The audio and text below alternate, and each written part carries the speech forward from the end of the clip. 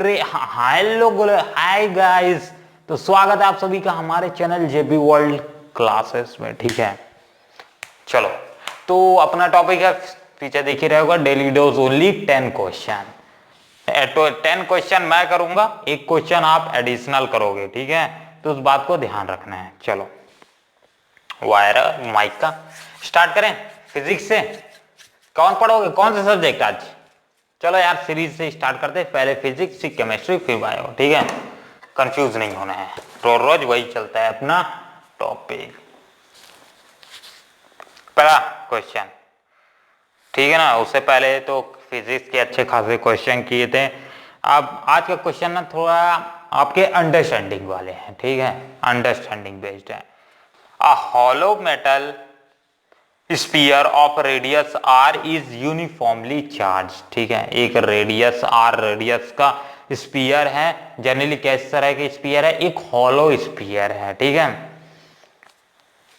The electric field due to the sphere at the distance R from the centre, R from the मतलब distance R centre से लेकर के R distance पे अपना electric field, और electric field increase होगा decrease होगा, zero होगा, क्या होगा, वो अपने को बताना है। ठीक है, तो आपके पास option A B C D इस तरह से कुछ दिए गए हैं। तो सबसे पहले क्वेश्चन ने क्या बोला उसके हिसाब से क्वेश्चन सॉल्व करते हैं। तो A option, B option, C option, D option, जिसको जो अच्छा लगे उसको टच करो, चूज करो। ठीक है, हो गया, बढ़े हम भी। चलो भाई स्माइल फेस, थोड़ा सा तुम जाओ दूर, अपन को करना है question solve. Question first, video तो क्लियर है ना भाई लोग? बाद में मेरे को प्रॉब्लम काफी होता है, इसीलिए सब कुछ पहले से ही सेटल करके चलते हैं। चलो, तो पहला क्वेश्चन में अपने को बोला है कि एक स्पीयर दिया गया है। ठीक है, उसका रेडियस कितना है, आर रेडियस दिया गया है, सिंपल आर रेडियस दिया गया है। अपने को बोला है कि एक सेंटर से लेकर के कोई आर डिस्टेंस है। अब आर डिस्टेंस अपने को नहीं मालूम, एक मान लेता हूं पी पॉइंट यहाँ, एक क्यू पॉइंट पे, और एक मान लेता हूं internal P Q R S मान लेता हूं। ठीक है, तो ये 3 पॉइंट्स पे अपना कोई सा भी पॉइंट हो सकता है, क्योंकि फाइनली अपने को आखिरी दम पे क्वेश्चन पे ये नहीं बताया कि जो हमारा पॉइंट है किस पॉइंट पे अपने को इलेक्ट्रिक फील्ड निकालना है। तो यहां तक क्लियर है, किस पॉइंट पे इलेक्ट्रिक फील्ड निकालना है ये नहीं बताया है। तो अपने पास तीनों केसेस के लिए इलेक्ट्रिक फील्ड क्या आता था उसको लिख लेते हैं। ठीक है, तो पहला इलेक्ट्रिक फील्ड क्या आ जाएगा, एट पी पॉइंट पी लिखा रही है एट पी पॉइंट। ठीक है, एट पी पॉइंट पे क्या आ जाएगा, electric field intensity is equal to 1/4πf7 naught Q by, ये डिस्टेंस कौन सा डिस्टेंस, ये डिस्टेंस आर डिस्टेंस है, तो ये क्यू बाय आर स्क्वायर। ठीक है, एट दिस सरफेस पे निकालेंगे, ऑन सरफेस, या फिर एट पॉइंट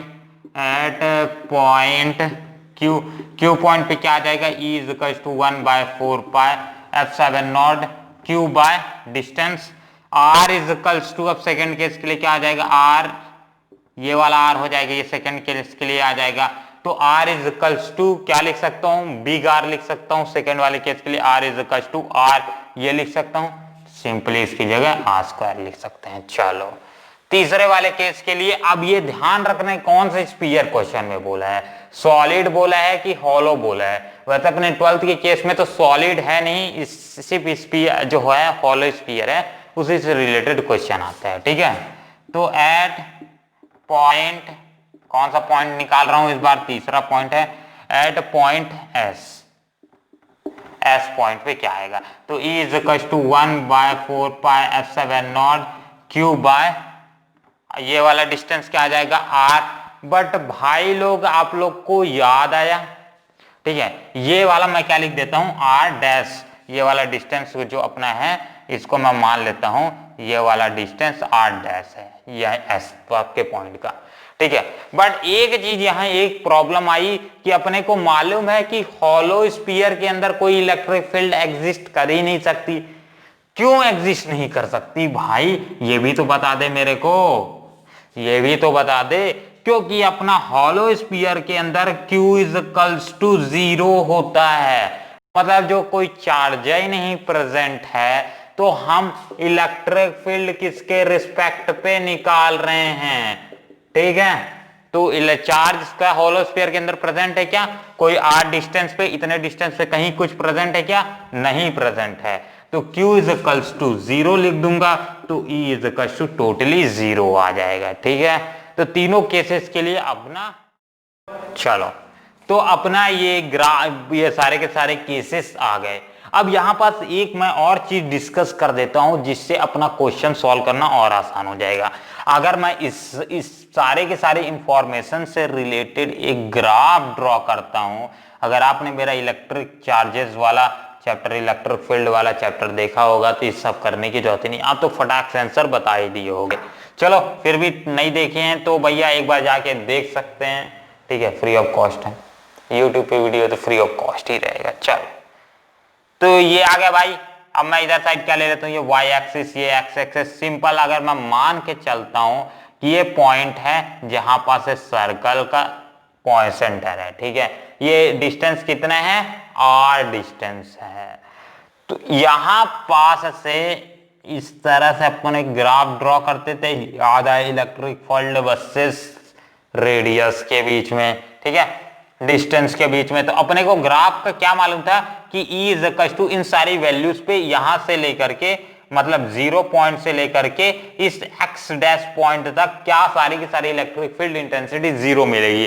केस कौन सा, एट पॉइंट एच, क्योंकि यहां सारे के सारे जो सर्कल के अंदर है वहां कोई चार्ज ही नहीं है भैया, चार्ज ही नहीं है, तो electric field is equal to वहां 0 आ जाती है। But on this surface it is maximum, क्या आता था यहाँ, मैक्सिमम आता था। बट जैसे ही हम r डिस्टेंस दूर भागते जाते थे तो ये धीरे धीरे इलेक्ट्रिक फील्ड इस तरह से डिक्रीज होता जाता था, ठीक है। तो आप तो भैया जो भी मालूम यहां तक समझ लिया, आप तो वो बता ही देगा कि ऑप्शन सही कौन सा है, ABCD में से कौन सा ऑप्शन सही है, बिल्कुल सही है, ठीक है। चलो ऑप्शन फिर से एक बार देख लो वो बोर्ड पे, ABCD। चलो पहला ऑप्शन जो, इसके बाद मैं उल्टा इस बार स्टार्ट करता हूं, ठीक है, जितने सारे ऑप्शंस दिए गए हैं उसको उल्टा स्टडी करना चालू करते हैं। यहाँ डी ऑप्शन क्या दिया है, increase as R increases, increase as R increases, R increase होगा तो इलेक्ट्रिक फील्ड इंक्रीज होगा, ये बोल रहा है। R increases for R is greater than R, मतलब ये वाला distance R is greater than R, ठीक है। ये अपना पॉइंट थोड़ा सा इसमें साइन में चेंजेस दिया है, ठीक है ना, ये साइन इस तरह से कुछ है, तो यहाँ पास एक लाइन चेंज कर देता हूँ। आर अगर इंक्रीज हो रहा है, ये वाला डिस्टेंस आर इंक्रीज हो रहा है, तो अपना इलेक्ट्रिक फील्ड इंक्रीज हो, ये तो यही गलत हो गया, आगे क्या सही होगा, ठीक है।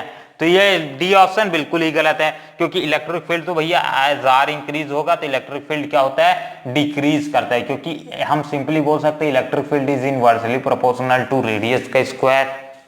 चलो ये बात जिसको क्लियर हो गई, आगे बढ़ते हैं। ऑप्शन सी, यहां क्या लिखा है, R decrease as R increase, electric field क्या होगा, डिक्रीज करेगी अगर आर की वैल्यू हम क्या कर देते हैं, इंक्रीज करते हैं, ये सही बोला, ठीक है। अगर आर की वैल्यू हम इंक्रीज कर देते हैं तो ये क्या, इलेक्ट्रिक फील्ड हमारा डिक्रीज कर जाएगा, सही है, ये बात तो यहां तक सही बोला।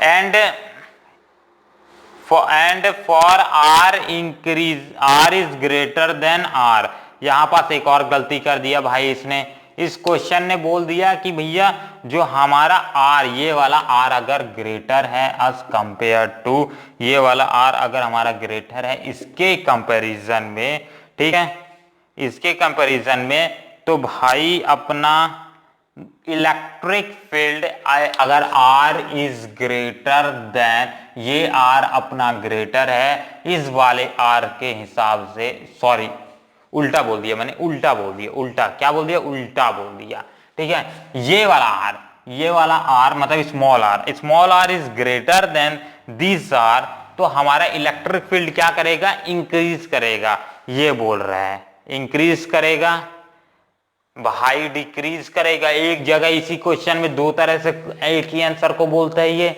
पहले बोला, ये सही बोला शुरू वाले में कि आर अगर इंक्रीज करेंगे तो इलेक्ट्रिक फील्ड डिक्रीज करेगी, पहला वाला सही बोला।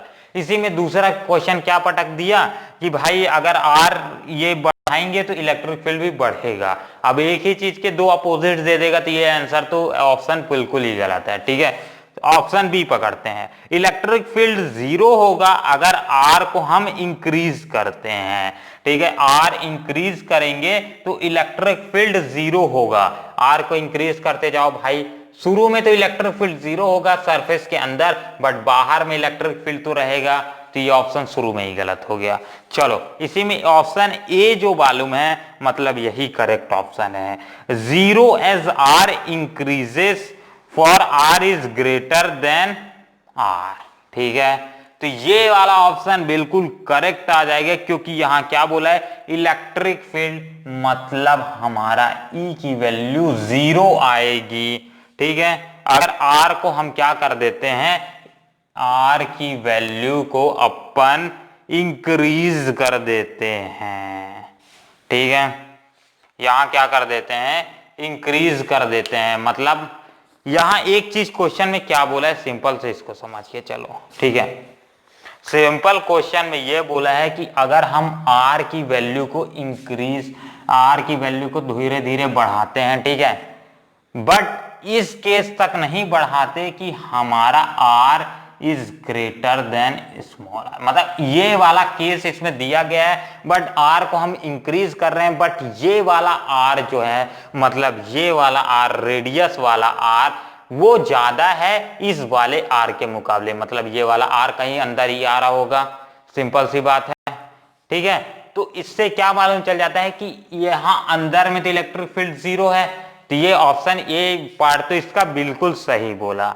और दूसरा इसी में ये भी बोला कि अगर हम आर की वैल्यू को क्या कर देते हैं, आर को हम ग्रेटर देन इस आर से बड़ा कर देते हैं, तो अपन ये भी एक चीज यहां क्लियर हो जाना चाहिए। तो यहां ये भी बोल रहा है कि इलेक्ट्रिक फील्ड अपना डिक्रीज कर जाएगा। भाई सही है, इलेक्ट्रिक फील्ड धीरे धीरे क्या कर रहा है, डिक्रीज ही तो करता जा रहा है। चलो, समझ आया ऑप्शन, क्लियर है ऑप्शन। तो इसका आंसर क्या आ जाएगा, ए इज करेक्ट ऑप्शन। एक स्क्रीनशॉट ले लो, फिर पटकते हैं, आगे बढ़ते हैं। करीबन बहुत ज्यादा टाइम लग गया भाई, 16 मिनट लग गया एक क्वेश्चन को सॉल्व करने में। ठीक है, बोला था ना आज का क्वेश्चन थोड़ा ट्रिकी टाइप का होगा, कॉन्सेप्ट बेस्ड होगा। चलो ऑप्शन, इसके बाद question 2। A mass m is attached to a thin wire and a weathered wired WHIRE LED wired in a vertical circle. The wire is a most like to break when, का मतलब wire break कर जाएगा कौन सी condition में। Simple, जिसको question नहीं समझ आया एक बार बोल देता हूँ, सिंपल सा क्वेश्चन क्या बोल रहा है, हम क्या कर दे रहे हैं, एक वायर ले रहे हैं। ठीक है, एक बार इसको रब कर दूं क्या, रब करके एक बार मैं ज्यादा अच्छे से समझा पाऊंगा। ठीक है, एक बार रब कर देते हैं।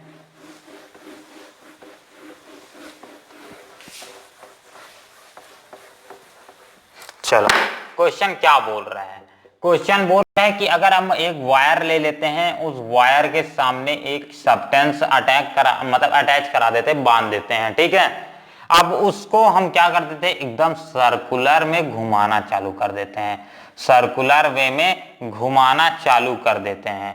ठीक है, 10-12 रोटेट लगा दिए, चक्कर लगा दिए। अब ये बोल रहा है कि ये कौन से स्टेज में वायर सबसे ज्यादा मतलब वायर के ऊपर सबसे ज्यादा फोर्स पड़ेगा और ये वायर टूटने का सबसे ज्यादा चांसेस है। ठीक है, तो वायर टूटने का सबसे ज्यादा चांसेस है। तो जो कंडीशन बता रहा होगा जो आदमी, वो तो स्पेस में होगा नहीं। ठीक है, कंडीशन नॉर्मल अर्थ का ही लिया होगा। चलो, तो यहाँ क्या क्या कंडीशंस बनती है अपना, तो कौन से स्टेज में, मतलब ऑप्शन ABCD आपको दिया गया है, उन सब में से कौन से स्टेज पे ये सबसे ज्यादा टूटने के चांसेस हैं। तो सबसे पहले क्या क्या प्रोड्यूस हो रहे हैं वो अपने देख लेते हैं, क्या क्या चीजें इसमें आ रही हैं। सबसे पहले तो एक टेंशन प्रोड्यूस होगा T। ठीक है, अलोंग दिस सेंटर, ये सेंटर मान लेते हैं सेंटर O है। ठीक है, अलोंग दिस सेंटर क्या एक टेंशन प्रोड्यूस होगा और उसी के जस्ट अपोजिट जनरली इसमें एक मास इनटू ग्रेविटी भी तो लगेगा, फोर्स एक्ट करेगा भैया, एक ग्रेविटेशनल फोर्स एक्ट करेगा, जो कि अगर मैं मान लेता हूं इस सब्सटेंस का मास m है तो उसे क्या करेगा, ग्रेविटी के रिस्पेक्ट में नीचे खींचेगा, जाइए कैसे भी घूमे, ऐसे मैं ऐसे वायर को क्या कर रहा हूं, ऐसे ऐसे घुमा रहा हूं, ठीक है, फिर भी उसके ऊपर क्या मास तो लग रहा है ना, मास उसको नीचे ढकेलने की कोशिश कर रहा है। चलो, तो एक मास mg नीचे एक्ट कर रहा है, तो इसी के थीटा एंगल पे क्या, थीटा एंगल पे इधर साइड भी एक एक्सटर्नल फोर्स मतलब कॉस थीटा वाला फोर्स एक्ट करेगा, जो कि जस्ट अपोजिट टू टेंशन होगा, ठीक है, तो mg cos of theta force act करेगा। चलो, इतनी सारी फोर्स तो अपने को मालूम चल गई। अरे ये नीचे को मिटाया नहीं था क्या, हो गया। चलो अब क्लियर है। अब ये आ गया अपना, अब ये इन सभी में से केस में से कौन से केस में अपना वायर का सबसे ज्यादा टूटने का चांसेस है, ये अपने को बताना है। सिंपल, थोड़ा तेज बढ़ाएं क्या रफ्तार, धीमा चल रहे हैं क्या, चलो फटाक से।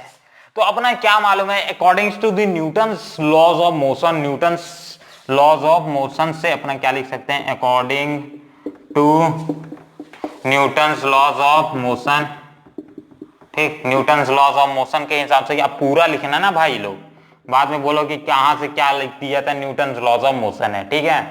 तो हम क्या लिख सकते हैं, that according to the motion लिख सकते हैं टी माइनस इसके अपोजिट में कौन कौन सा फोर्सेस लग रहा है, ठीक है, total force is equals to centripetal force, मतलब एक फोर्स क्या हो जा रही है, जो टोटल फोर्स में से, ठीक है, according to the Newton's laws of motion से हम क्या लिख सकते हैं, न्यूटन्स मोशन से लॉ के हिसाब से क्या लिख सकते हैं, जितना फोर्स एक्ट हो रहा है इस वायर को क्या कर रहे हैं, एक्सेलरेट करने में, उसी के जस्ट अपोजिट, यहाँ कौन सा अपोजिट नहीं बोलेंगे, जस्ट कौन सा फोर्स लग रहा है जो कि उसे सेंटर की ओर ढकेल रहा है, ठीक है, उतना ही इक्वल होगा सेंटर की ओर जितना फोर्स लग रहा है, मतलब टोटल फोर्स इधर साइड सबसे पहले कौन सा लग रहा है, एक टेंशन टी लग रहा है, ठीक है, उसको अपोज कर रहा है mg cos of theta.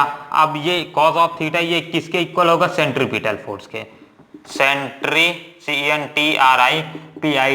पिटल force, centripetal force के इक्वल होगा। सेंट्रीपिटल फोर्स क्या होता है, तो इसका सिंपल आप ये लिख लेना, total force is equals to centripetal force, total force, total FORCE force in acceleration is equals to centripetal force, क्योंकि सेंट्रीपिटल फोर्स ही अपना पूरा मैनेज कर रहा है यहाँ काम, तो टोटल फोर्स क्या आ जाएगा, T minus mg cos of theta is equals to centripetal force क्या होता है, mv square by l, distance मान लेता हूं ये l की डिस्टेंस कितना है, l है, ठीक है, लेंथ कितना है वायर का, l है, तो सिंपल ये आ जाएगा।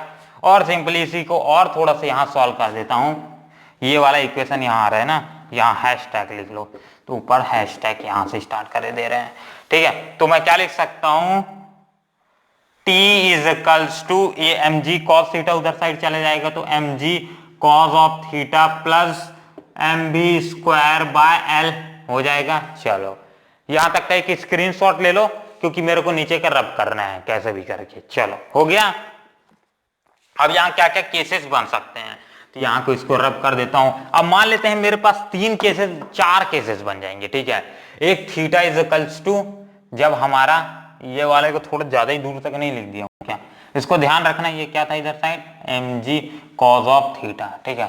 एक 4 केसेस बनेंगे, अगर थीटा मान लेता हूं, थीटा कितना एंगल है, 0 डिग्री है, ठीक है, 0 डिग्री है, तो यहां मैं टेंशन इज इक्वल्स टू क्या लिख सकता हूं, cos of 0 is equals to 1, so ये क्या आ जाएगा, mv स्क्वायर बाय l। चलो ये आ जाता है अपना इक्वेशन 1, ठीक है। मान लेते हैं ये कौन सा केस है, केस ए के लिए।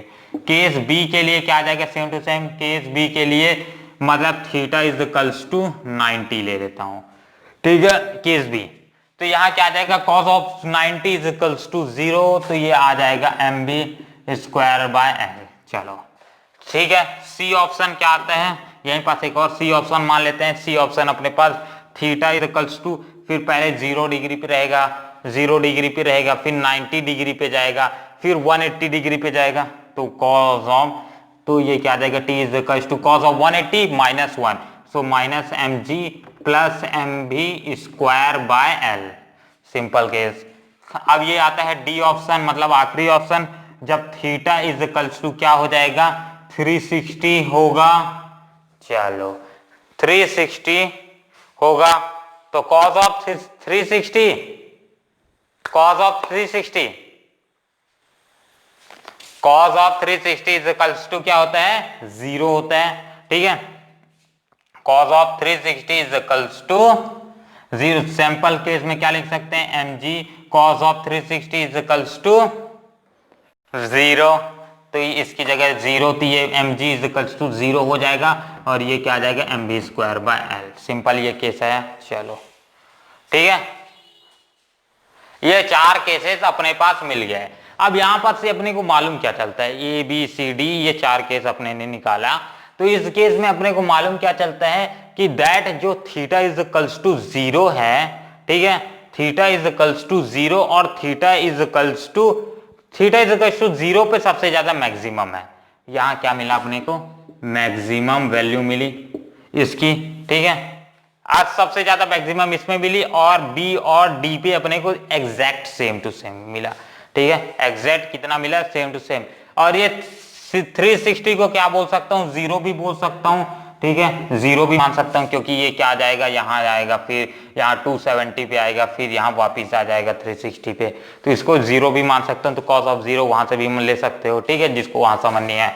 तो ये अपना, तो ए और डी पे तो सेम आ रहा है, तो वहां मिनिमम आ रहा है, मिनिमम टेंशन प्रोड्यूस हो रहा है वायर पे, तो वहां ब्रेक करने के चांसेस सबसे कम है। बट एट ऑप्शन ए, मतलब theta is equal to 0 degree पे टेंशन सबसे ज्यादा प्रोड्यूस हो रहा है, मतलब वहां ब्रेक करने के चांसेस भी सबसे ज्यादा होंगे, ठीक है। तो option A B C D जो आपका दिया है उसमें से पढ़ते हैं। ऑप्शन ए क्या दिया है, a wire is in horizontal, horizontal मतलब इस तरह का, तो भाई 90 डिग्री हॉरिजॉन्टल बात कर रहा है, तो भाई उस समय टूटने के चांसेस तो नहीं है। चलो, टूटने के चांसेस तो नहीं है।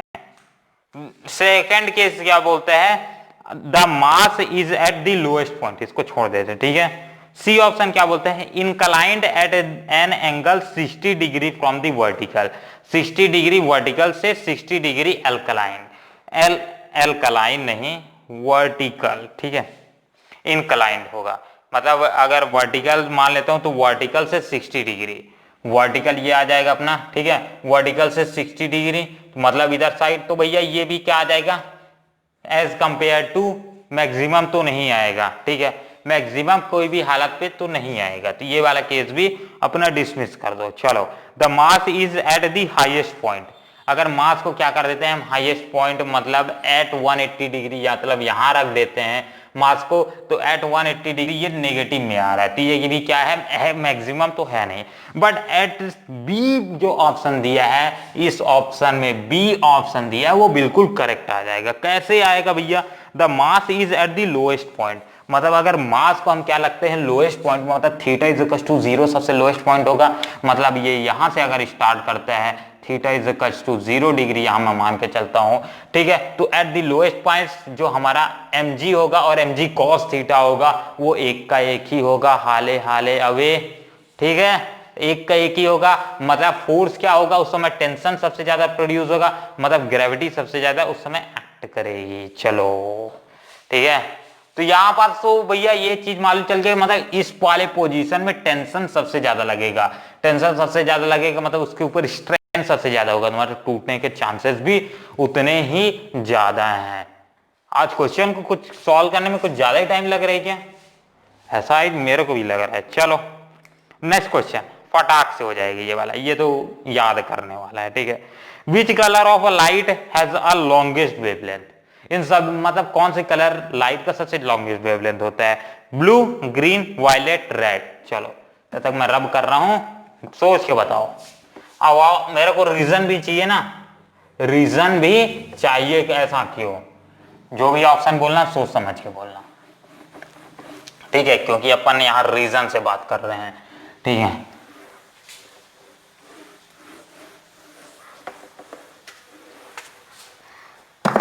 ये आता है अपना भाई, इसके बाद केमिस्ट्री स्टार्ट करेंगे, ठीक है। चलो क्लियर है? बोर्ड तो क्लियर दिख रहा है। चलो कौन कौन बता पाएगा? सबसे पहले मैं ये जो फिजिक्स का आखिरी क्वेश्चन है उसको बता देता हूं, उसका आंसर क्या होगा। रेड होगा आंसर। ऐसा क्यों?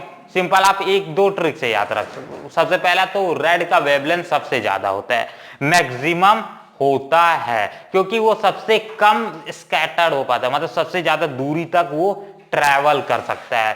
ठीक है, ये कब कलर्स फॉर्मेशन होता है? 7 कलर कब फॉर्मेशन होता है? रेनबो वाले फॉर्मेशन होता है। ठीक है, जब अपने डिस्पर्सन ऑफ लाइट की बात करते हैं, मतलब व्हाइट कलर 7 कलर्स में डिस्पर्स होती है, तो अपन देखते हैं कि जो हमारा रेड कलर रहता है वो सबसे हाईएस्ट पीक पे रहता है, मतलब वो सबसे कम स्कैटर्ड होता है, मतलब उसका वेवलेंथ सबसे ज्यादा है। ठीक है, यहाँ नीचे आता मतलब वो सबसे ज्यादा स्कैटर्ड हो पाया है, पर वो सबसे ऊपर में प्रेजेंट रहता है। सिंपली इसी को किसे VIBGYOR से भी याद रख सकते हो, विबग्योर। ठीक है, ये बचपन से सभी लोग पढ़ते आ रहे हैं, विबग्योर। विबग्योर मतलब 7 कलर्स ऑफ रेनबो। वी यानी वायलेट, तो वायलेट का क्या हो जाएगा? VILOTE, violet. स्पेलिंग देख लेना। वायलेट क्या हो जाएगा? सबसे कम हो जाएगा वेवलेंथ। इसके बाद आ जाएगा INDIG, इंडिगो, उससे मतलब वायलेट से ज्यादा होगा। फिर आ जाएगा अपना ब्लू। ठीक है, इसके बाद आ जाएगा ग्रीन, इसके बाद आ जाएगा येलो, फिर इसके बाद आ जाएगा ऑरेंज, फिर इसके बाद आखिरी में आ जाएगा रेड। ठीक है, तो रेड का सबसे ज्यादा वेवलेंथ होता है। चलो, तो इसका एक स्क्रीनशॉट ले लो, याद रखना। ठीक है, सिंपल सी बात है। आगे बढ़ें। चलो, अब अपने को सॉल्व करना है जल्दी जल्दी केमिस्ट्री के कुछ क्वेश्चंस। केमिस्ट्री के मजे आएंगे भाई इसका, क्योंकि फटाफट सॉल्व होगा आज के। पर आज का मेरे को ऐसा लगता नहीं है भाई, आज का कॉन्सेप्ट वाले ज्यादा क्वेश्चंस आ गए हैं। ठीक है ना, ऐसा मेरे को लगता है। ठीक है, next question of chemistry, which is the correct thermal stability order for H2E। ठीक है, हाइड्राइड्स के लिए बोला है H2E, यानी कौन सा ग्रुप यहां बात कर रहा है? यानी 16 ग्रुप्स को लेकर के बात कर रहा है। ठीक है, 16 ग्रुप को लेकर के बात कर रहा है। पहला E इक्वल्स टू क्या दिया है? Oxygen, sulphur, selenium, tellurium, पोलेडियम।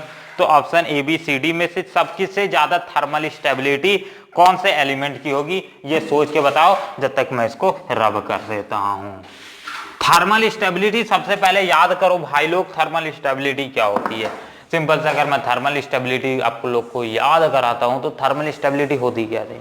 ठीक है, एज अगर किसी भी ग्रुप्स में बिलो जाते हैं तो थर्मल स्टेबिलिटी इंक्रीज होती थी कि डिक्रीज होती थी? सबसे पहले बताओ थर्मल स्टेबिलिटी होती क्या है? हाँ, ठीक है, वीडियो पॉज करके बोल लिया किसी ने? हाँ, जिसने बोला चलो ट्राई तो किया कम से कम। चलो, थर्मल स्टेबिलिटी होता है क्या है? थर्मल स्टेबिलिटी यानी अगर आप सिंपल टर्म्स में समझना चाहते हो तो थर्मल स्टेबिलिटी यानी होता है कि वो कितना ज्यादा हीट को सह सकता है। ठीक है, थर्मली कितना एक्टिव होगा वो उतना ही ज्यादा थर्मल स्टेबिलिटी उसकी उतनी ही ज्यादा होगी। ठीक है, मतलब अगर मैं किसी चीज में हीट लगा रहा हूं वो कितना हीट की लिमिट को सह सकता है तो उसकी आ जाएगी वो थर्मल स्टेबिलिटी, उतनी ही ज्यादा थर्मल स्टेबिलिटी। मान के चलता हूं वाटर है हमारे पास, और वाटर की मैं बात करता हूं तो उसकी थर्मल स्टेबिलिटी मान लेता हूं 100 डिग्री सेंटीग्रेड है, तो मैं बात कर सकता हूं कि 100 डिग्री सेंटीग्रेड तक इसकी थर्मल स्टेबिलिटी है। ठीक है, तो 100 डिग्री के बाद ही वाटर बॉयल करना चालू करेगा। ठीक है, सिंपल सी बात है थी। चलो, तो इसके बाद अपने पास जो 16 ग्रुप्स के एलिमेंट्स है उसके हिसाब से कौन सा होगा?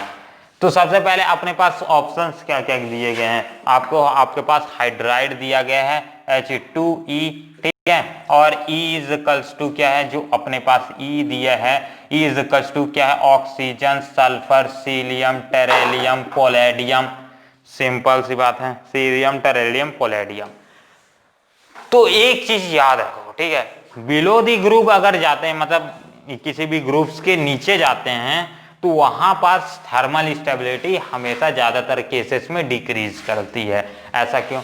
अगर बिलो दी ग्रुप जाते हैं, डाउन दी ग्रुप जाते हैं, तो वहां पास एटम का साइज क्या होता है? एज एटम की साइज क्या होती है? इंक्रीज करती है, साइज इंक्रीज करता है। ठीक है, एटम्स की साइज इंक्रीज करने के कारण जो होता है न्यूक्लियर पावर क्या होता है? न्यूक्लियर पावर डिक्रीज करता है। ठीक है, दूसरा क्या लिख देता हूं? NuCl न्यूक्लियर पावर क्या होता है, डिक्रीज करता है, डिक्रीज करता है। दूसरा बोलूंगा तो शील्डिंग इफेक्ट भी क्या करेगा, शील्डिंग इफेक्ट भी इंक्रीज करता है, ठीक है, शील्डिंग इफेक्ट इंक्रीज करता है। व्हाट इज शील्डिंग इफेक्ट, कोई बता सकता है शील्डिंग इफेक्ट होता क्या है? जिसने बोला भाई ट्राई तो किए, कम से कम कोई ट्राई कर रहे हैं। शील्डिंग इफेक्ट यानी होता है कि भाई कि कौन कितने नंबर ऑफ इलेक्ट्रॉन्स क्या न्यूक्लियस की पावर को शील्ड करे दे रहे हैं। मतलब अगर शील्डिंग इफेक्ट की बात करता हूं तो ये मान लेता हूं ये न्यूक्लियस है, ठीक है, तो न्यूक्लियस के बाहर क्या है, इलेक्ट्रॉन्स हैं, इस तरह से इलेक्ट्रॉन्स हैं, इस तरह से इलेक्ट्रॉन्स हैं। अब मैं मान लेता हूं यहाँ पास मेरा आखिरी इलेक्ट्रॉन, आखिरी ऑर्बिट का आखिरी इलेक्ट्रॉन यहाँ पास है, तो इसमें शील्डिंग इफेक्ट जो होगा वो बहुत ज्यादा हाईली प्रोड्यूस हो रहा है। शील्डिंग इफेक्ट मतलब होता है कि ये वाला इलेक्ट्रॉन से जो न्यूक्लियस से पावर निकल रही है, जो इसको रोक के रख रही है, एक सेंट्रीपिटल फोर्स जो लग रही है, इसको रोक के रख रही है कि भाई तू मेरे बॉन्ड को छोड़ के नहीं भाग सकता, मेरा आउटर इलेक्ट्रॉन है तू छोड़ के नहीं जा सकता, वो बहुत कम है। क्योंकि यहाँ पास सारे के सारे जहां पास ये पावर भेजता है, तो ये सारे के सारे क्या हो जाते हैं, ब्लॉक हो जाते हैं, ठीक है। तो यहाँ पास जो चांसेस है पहुंचने के वो बहुत कम है एज कंपेयर टू एक हाइड्रोजन एटम की बात करते हो तो हाइड्रोजन एटम में ये एक हाइड्रोजन क्या है, सिंपल से बात करते हैं, अगर ऑक्सीजन एटम की बात करता हूं तो ऑक्सीजन के न्यूक्लियस हो जाएगा, डिफरेंट ऑर्बिट्स हो जाते हैं। मान लेता हूं ये एक इलेक्ट्रॉन यहाँ इस तरह से और एक इलेक्ट्रॉन, ये इलेक्ट्रॉन यहाँ, एक इलेक्ट्रॉन यहाँ, ठीक है। तो यहाँ इलेक्ट्रॉन के ऊपर जो शील्डिंग इफेक्ट होगा वो एज कंपेयर टू दिस ज्यादा होगा, क्योंकि एज सेल नंबर इंक्रीज होते हैं तो शील्डिंग इफेक्ट भी इंक्रीज होता है, ठीक है। तो न्यूक्लियस पावर इसके ऊपर ज्यादा अटैक कर पाएगा और वो इलेक्ट्रॉन को अपनी तरफ खींच के रखेगा, ऐसा बोलते हैं शील्डिंग इफेक्ट, ठीक है। शील्डिंग इफेक्ट को सिंपली बोल सकते हो कि the maximum power that last electron, last orbit electron can experience, ठीक है। तो इस set to be a shielding effect, मतलब शील्डिंग इफेक्ट क्या होता है कि कितना मैक्सिमम पावर एक आखिरी वाला ऑर्बिट का इलेक्ट्रॉन एक्सपीरियंस कर सकता है, ठीक है, और वो बहुत कम होता है, ठीक है, जो एक्सपीरियंस करता है शील्डिंग इफेक्ट के कारण। शील्डिंग इफेक्ट क्या करता है, एक साइड से अगर सिंपल से एक और एग्जांपल से आपको समझाता हूं, जैसे मैं यहाँ खड़ा हूं, ठीक है, मेरे सामने कोई एक मोटा सा आदमी खड़ा हो गया, तो क्या आप मेरे को देख पाओगे सामने से? नहीं, ठीक है। अगर मेरे सामने एक दीवार आ गई, ठीक है, मैं यहाँ पास खड़ा हूं, मेरे सामने क्या एक पर्दा लग गया, तो क्या आप पर्दे के अगर आगे खड़े हो तो मेरे को देख पाओगे? नहीं, ठीक है।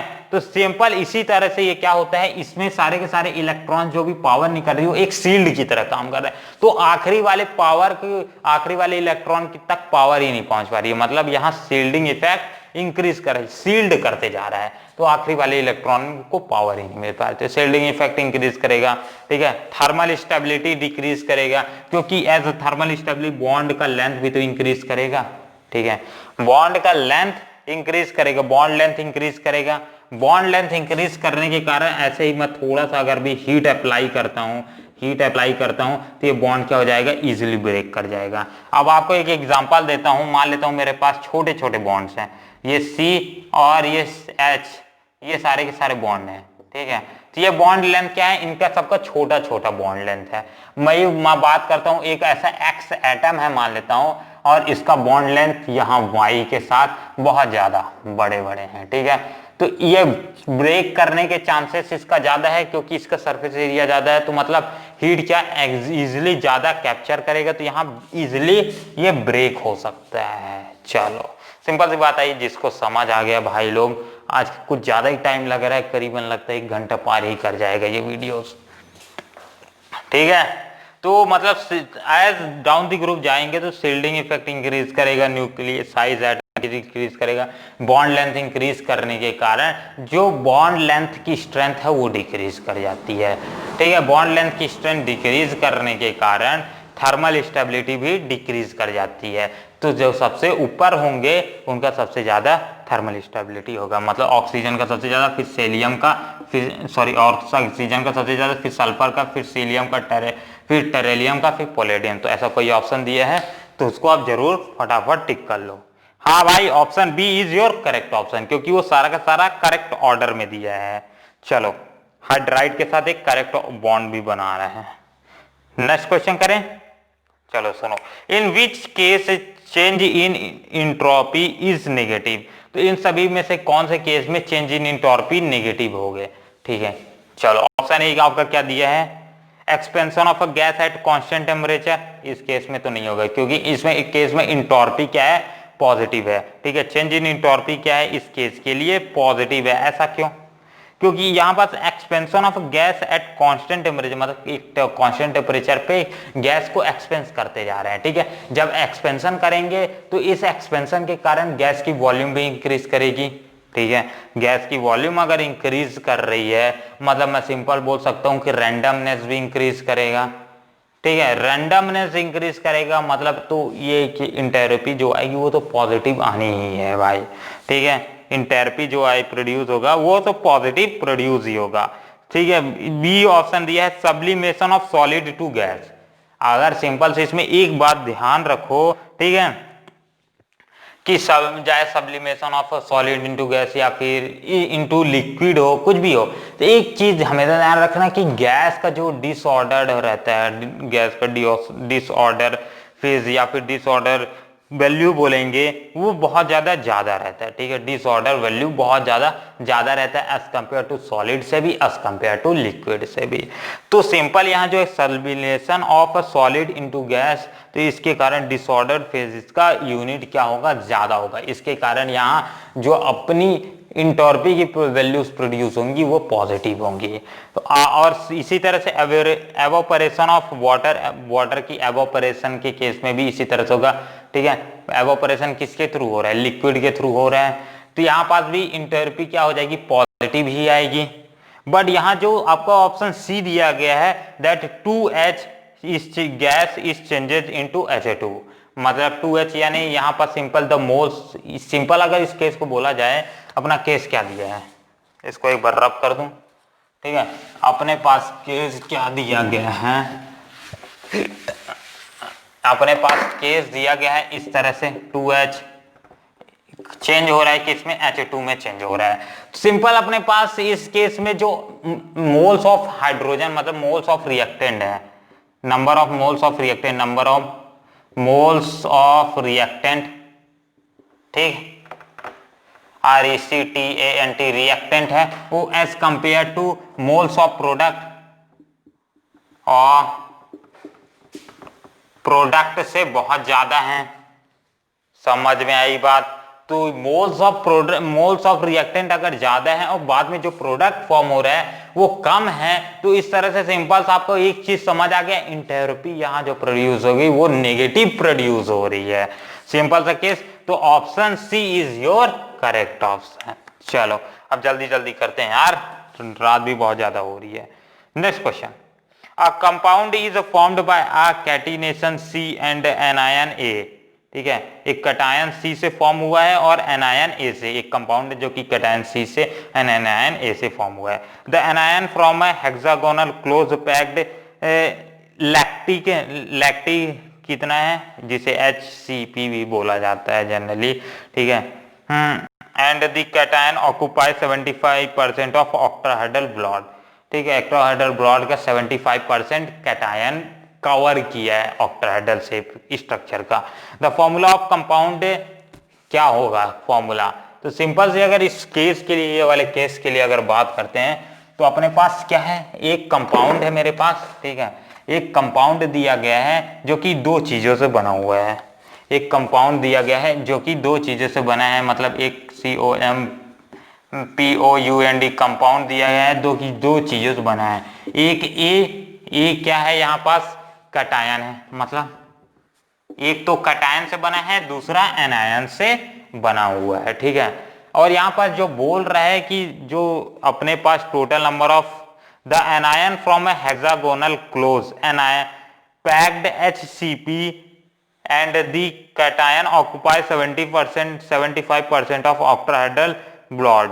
The formula of compound is, simple अपने को फॉर्मूला कंपाउंड का फॉर्मूला पूछ रहा है। सिंपल अपने पास क्या दिया गया है, एक हेक्सागोनल स्ट्रक्चर दिया गया है, मतलब जो नंबर ऑफ एटम्स होंगे वो एनायन के लिए क्या होंगे, number of atoms ATOMs atoms for a यानी एनायन के लिए कितना है 6 है। सिंपल।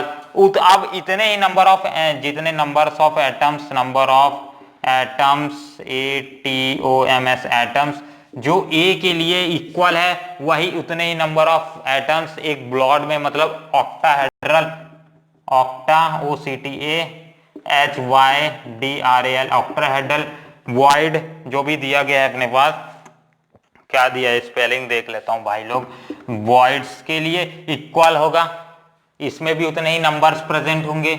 ठीक है, तो उतने नंबर्स किसके लिए दिए गए, जनरली ये एक कैटायन के लिए दिए गए हैं, C के लिए दिए गए। तो सिंपली मैं इसके लिए भी क्या लिख सकता हूं, इसके लिए भी number is equals to octahedral voids के लिए, मतलब कैटायंस के लिए कितना लिख सकता हूं, 6 लिख सकता हूं। उतने ही नंबर ऑफ एटम्स इसमें भी प्रेजेंट होंगे, एटम्स इसमें भी प्रेजेंट होंगे।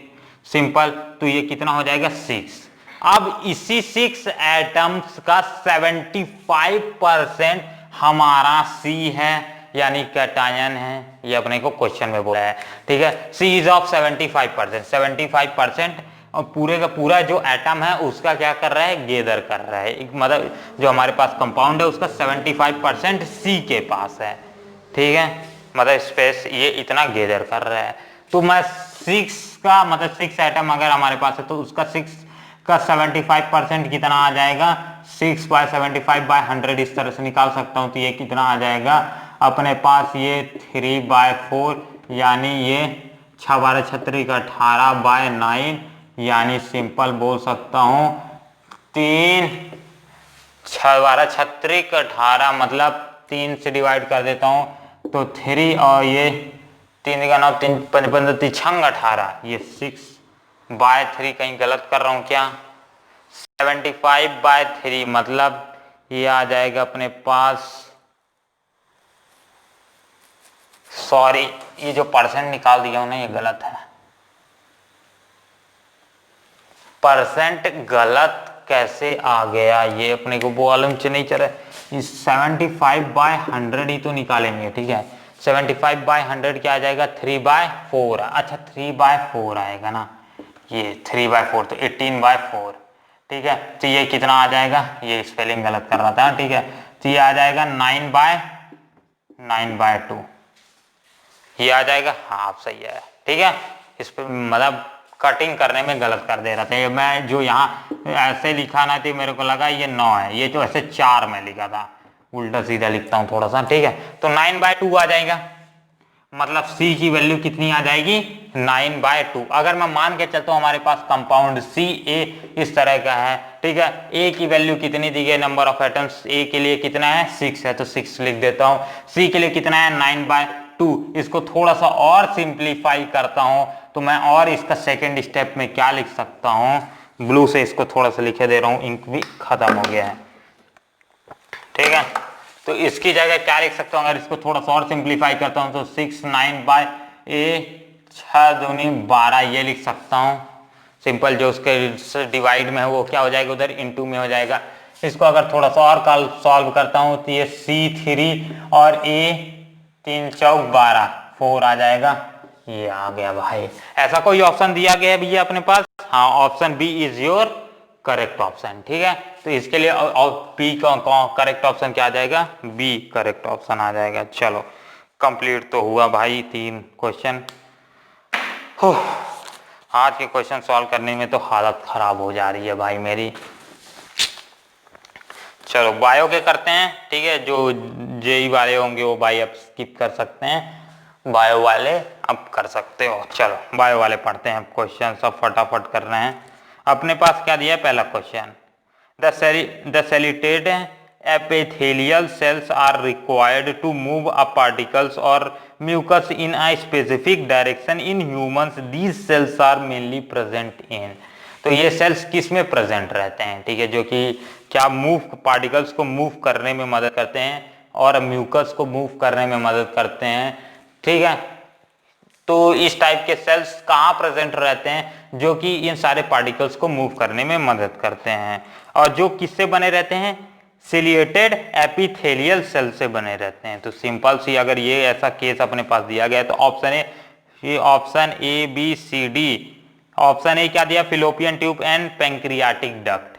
चलो तो इसमें तो अपना फिलोपियन ट्यूब सिलिएटेड सेल से बना रहता है, मतलब एपिथेलियल सेल से बना तो रहता है, ये अपने बात को मालूम है। बट पेनक्रियाटिक डक्ट अगर जो सोच रहा है तो भैया ये नहीं है ऑप्शन, ठीक है। पेनक्रियाटिक डक्ट मानता हूँ एपिथेलियम से बना रहता है, बट ये क्यूबॉइडल, सिंपल क्यूबॉइडल एपिथेलियम से बना रहता है, ठीक है ना। तो इसलिए बात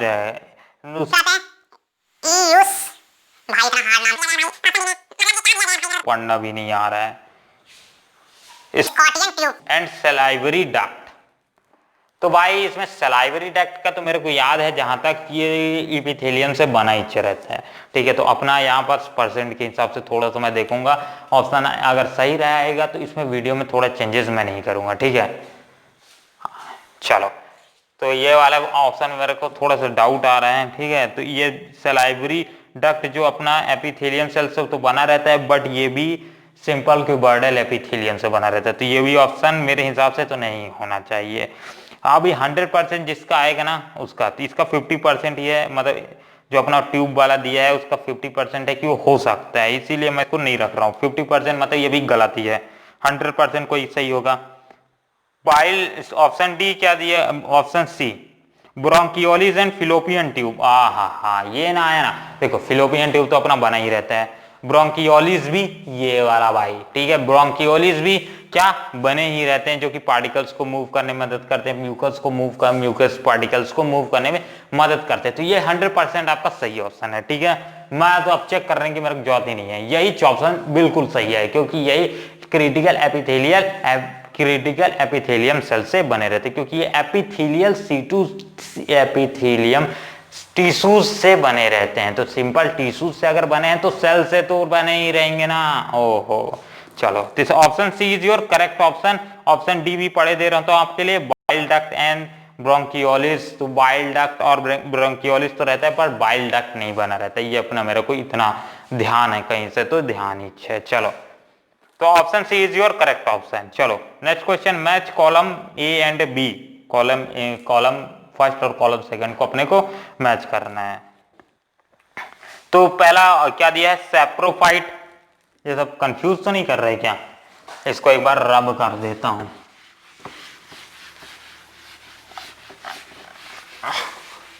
इसकी जगह क्या लिख देते हैं ना, बायो लिख देता हूं, ठीक है। चलो, वीडियो भी कैप्चर कर रहे हैं ना। चलो नेक्स्ट, कॉलम ए और बी को अपने को मैच करना है। सिंपल, पहला दिया है option A saprophyte.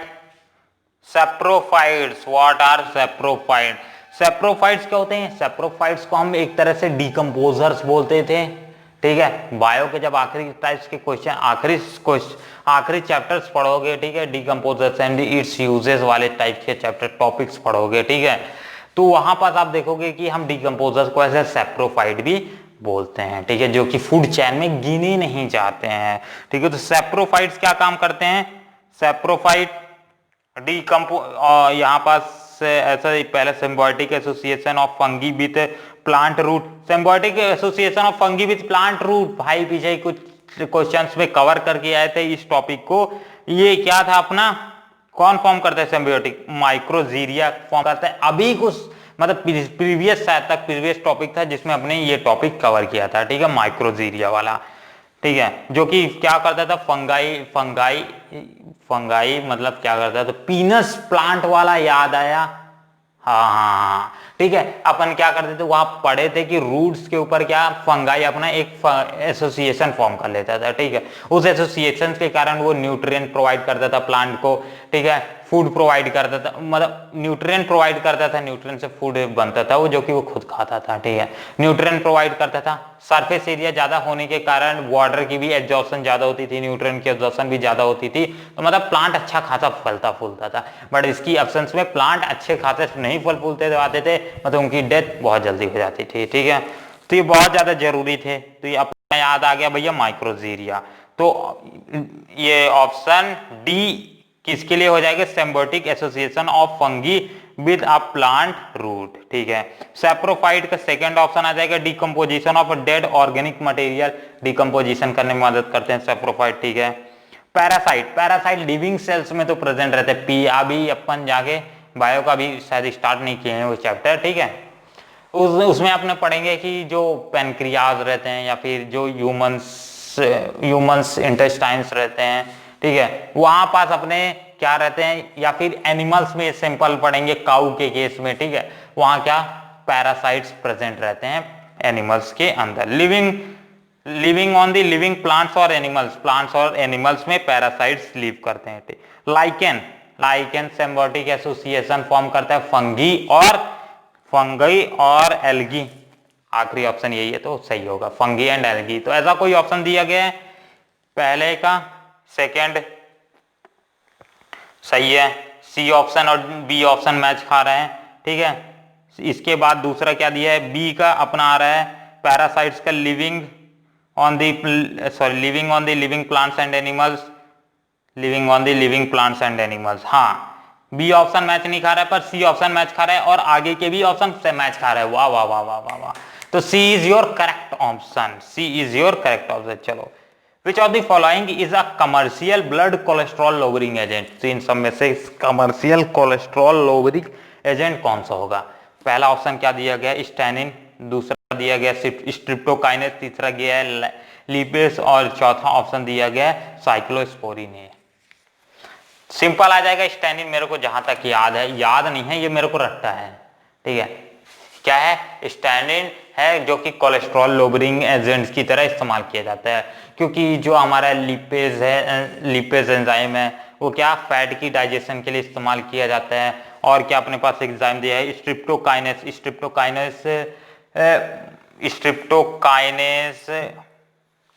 Simple मायोकार्डिक infection वाले के लिए इस्तेमाल किया जाता था, ठीक है। स्ट्रिप्टोकाइनेस किसके लिए, मायोकार्डिक इन्फेक्शन, ठीक है। एक टाइप का ये थर्मोबायोटिक एजेंट्स टाइप के काम करते थे, मेरे को जहां तक याद है। चलो, इसके बाद तो अपने को पता ही चल जाएगा साइक्लोस्पोरिन किसके लिए मदद करते थे, इम्यून सप्रेसिव एजेंट। ये मैं कैसे भूल सकता हूँ, बायोटेक वाला एग्जांपल है भाई, इम्यून सप्रेसिव एजेंट्स की तरह इस्तेमाल किए जाते हैं। चलो, तो स्टैनिन इज आवर करेक्ट ऑप्शन, तो ऑप्शन ए इसके लिए करेक्ट आ जाएगा, ठीक है। Use is a group of bacteria helpful in carrying out, तो इन सब में से कौन सा प्रोसेस कैरी करने के लिए इस्तेमाल किया जाता है? कीमो ऑटोट्रोपिक फिक्सेशन, दूसरा है नाइट्रिफिकेशन, तीसरा है डीनाइट्रिफिकेशन और option D is your nitrogen fixation. तो सही ऑप्शन मैं तो बोलूं तो डीनाइट्रोफिक्सेशन के लिए इस्तेमाल किए जाते हैं, ठीक है। डीनाइट्रोफिक्सेशन के लिए क्यों इस्तेमाल किए जाते हैं, ठीक है। पहली बात तो बोलूं तो ये सारे के सारे जो बैक्टीरिया होते हैं वो क्या करते हैं, नाइट्रेट को नाइट्रोजन डाइऑक्साइड नाइट्रेट को नाइट्राइड में चेंज करते हैं, ठीक है। N3 को N2 में चेंज करते हैं। सिंपल, मेरे को यहाँ तक ये केस याद है। ये नाइट्रोजन साइकिल में भी मददगार होते हैं, क्योंकि ये नाइट्रोजन को क्या करते हैं, फिक्सेशन करने में मदद करते हैं, नाइट्रोजन फिक्सेशन करने में मदद करते हैं। तो ये अपना डीनाइट्रिफिकेशन के लिए प्रोसेस के लिए एकदम सही है। चलो, तो option C is your correct option. और भाई एक आपके लिए क्वेश्चन है, ठीक है। ऑप्शन है इन सब में से करेक्ट कौन सा है? Which of the following statement is incorrect मतलब गलत कौन सा है? ABCD आपको स्क्रीन पे दिख ही रहा होगा, इसका कमेंट में आपको आंसर देना है। बुक मैंने रख दिया है। चलो, बहुत ज़्यादा देर से वीडियो बना रहे तो बहुत ज़्यादा थकान लग रही है, प्यास लग रही है, मैं जाके कुछ पी पा के आता हूँ, वोडका नहीं, पानी। तो थैंक्स फॉर वॉचिंग और मिलते हैं जल्दी अगले वीडियो पे, ठीक है। कुछ दिनों के लिए गैप होने वाला है वीडियोस के बीच, पर फाइनली डिसाइड नहीं है, वो चैनल पे आपको मालूम चल जाएगा, ठीक है। चैनल के चैट बॉक्स को आप चेक कर सकते हो, वहाँ पास आपको मालूम चल जाएगा कि भाई कुछ दिन के लिए ब्रेक होने वाला है कि नहीं अपना channel. I don't think so होना चाहिए, बट मैं देख के बताता हूँ अपना टाइम टेबल, ठीक है। मेरे को कहीं जाना भी है इसलिए इम्पोर्टेंट है, बट अगर मैं कोशिश करूंगा कि फिक्स रहे ये, ठीक है। तो अगले दिन पता ही चल जाएगा। चलो, तो ये वीडियो यहीं तक भाई लोग और ख़त्म करते हैं इस वीडियो को। आपसे और हमारे बीच विदा लेने का टाइम हो गया है। क्या बात कर रहे हैं? यही हूं मैं।